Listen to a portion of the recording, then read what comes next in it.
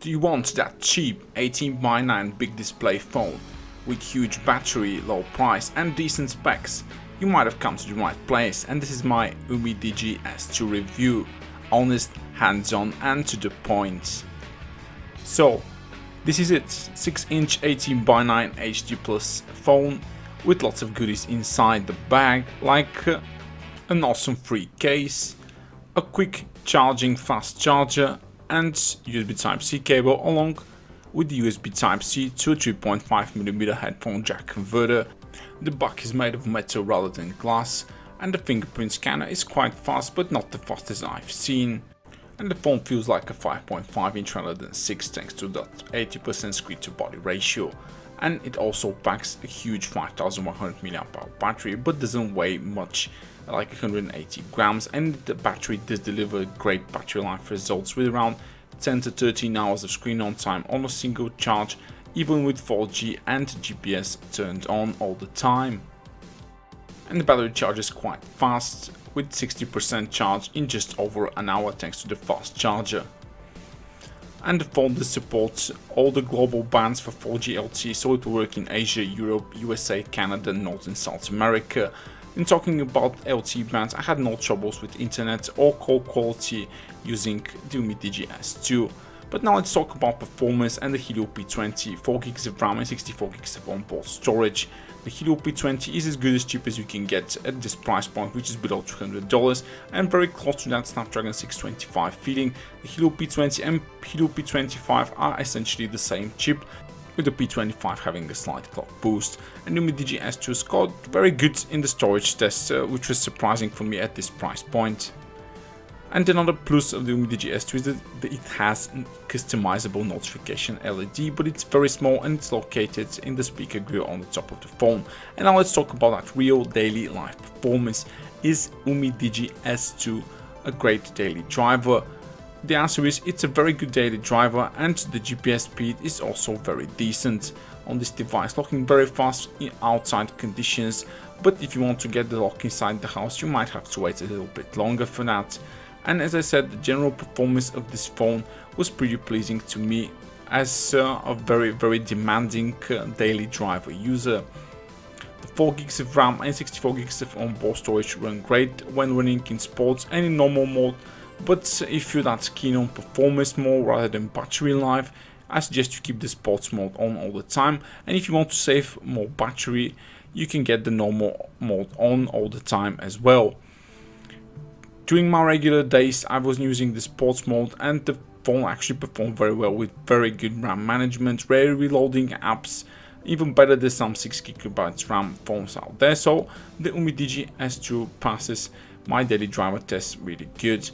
But the star of the show is actually the display, the HD Plus 6-inch 18:9 TDDI display by Sharp really takes the crown. Vivid colors, very deep blacks and very good viewing angles. It's the resolution HD Plus 1440 pixels by 720, and some might think that it's not bright enough to view outside, but I beg to differ.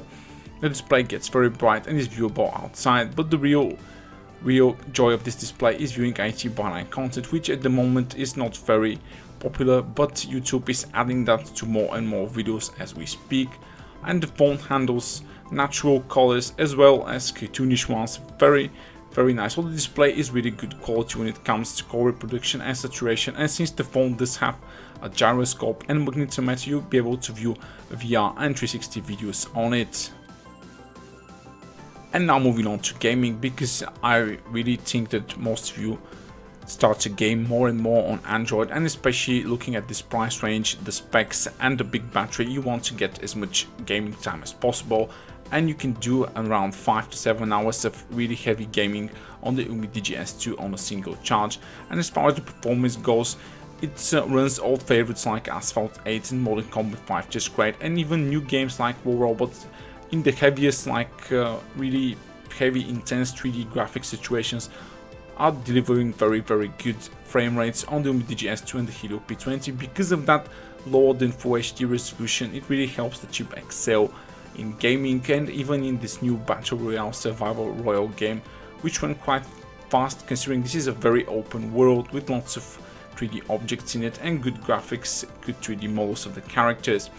It did falter a bit in the CSR Racing 2 test, but the graphics fidelity, as you can see, is absolutely amazing on this game. So it may not be the most future-proof gaming phone, but it's a very good gaming phone at this price point and considering the big battery.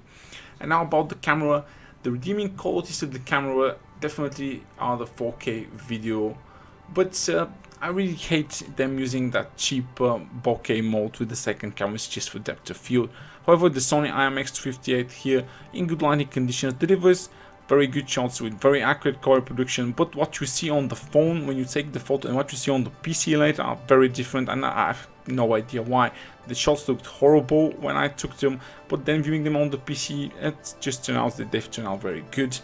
If you take a shot in good lighting conditions, the shutter speed is fast and you will get, even in some good indoor lighting shots, very decent performance from the camera, but it doesn't really like low lights at all.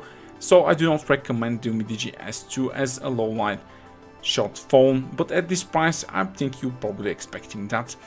The front camera on the phone is for me below par, because it really needs perfect lighting conditions to deliver a decent selfie, and in low light you can just forget it. It's not very good.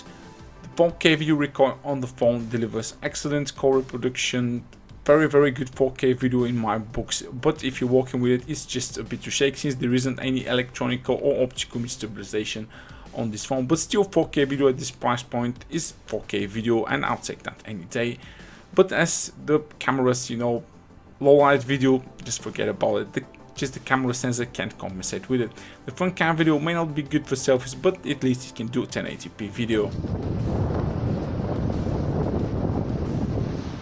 I'm recording the front cam video with the UMIDIGI S2, which is actually Full HD from the... And now it's time for my final verdict, and of course UMIDIGI S2 pros and cons. So what are the pros here? You get a great 18:9 6-inch display, great battery life, decent performance, USB Type-C, 4K video, global 4G LTE and all the sensors you need.